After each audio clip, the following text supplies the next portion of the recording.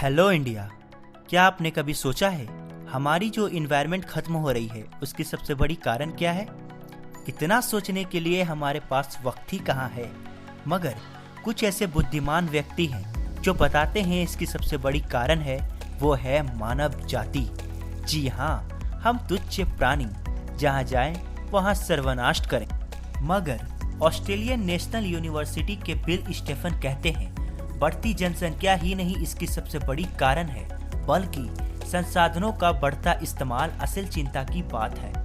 Stephen का कहना है विकसित देश जैसे अमेरिका, जापान, इंग्लैंड, जर्मनी देशों की जिम्मेदारी है कि वे लोग अपनी संसाधनों का खर्च कम करें। मगर हम मानव जाति हैं, तुच्छ प्राणी। मानव जाति ने इसके जिम्मेदार होने का काफी उदाहरण दे चुके हैं। हमने आकाश को नहीं छोड़ा, हमने पाताल को नहीं छोड़ा, हमने स्थल को नहीं छोड़ा, यहाँ तक कि हमने खुद के संसार को बर्बाद करके दूसरे ग्रह को भी नहीं छोड़ा। क्या हम सच में अपनी पृथ्वी को छोड़कर दूसरी ग्रह पर बसने की ख्वाब देख रहे हैं? क्या हम मानव जाति ऐसे हैं? आज से 10,000 वर्ष पहले धरती पर मनुष्य की आबादी बहुत ही कम हुआ करती थी। तब हमारी एनवायरनमेंट पूरी तरह संतुलित थी। धीरे धीरे मनुष्य की आबादी बढ़ने लगी, जो 18वीं सदी में आकर 100 करोड़ का आंकड़ा टच किया था। मगर आज की तारीख में बात करें तो दुनिया की आबादी 7 अरब से ज़्यादा हो चुकी है, जिसमें चाइना की जनसंख्या 140.21 करोड़ और भारत की जनसंख्या 138 करोड़, जो वर्ल्ड में सबसे ज़्यादा जनसंख्या वाली देश बनी हुई है।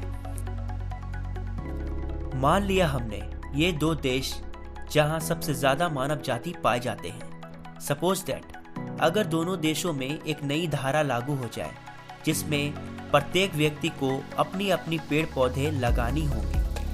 जैसे कि अगर एक परिवार में 6 सदस्य तो 6 पेड़ या पौधे लगानी ही होंगी।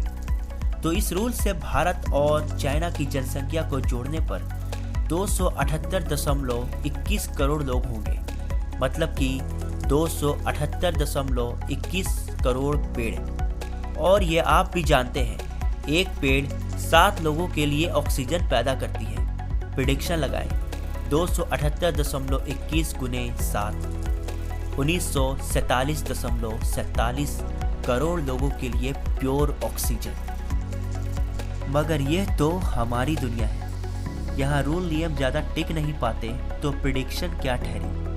सच में हमें अपनी दुनिया को बचाना है तो कुछ इसी प्रकार की धारा लागू करनी ही होगी, क्योंकि महान वैज्ञानिक स्टीफन विलियम हॉकिंग और सर आइजैक न्यूटन ने भी दुनिया के अंत को लेकर दावा किया था।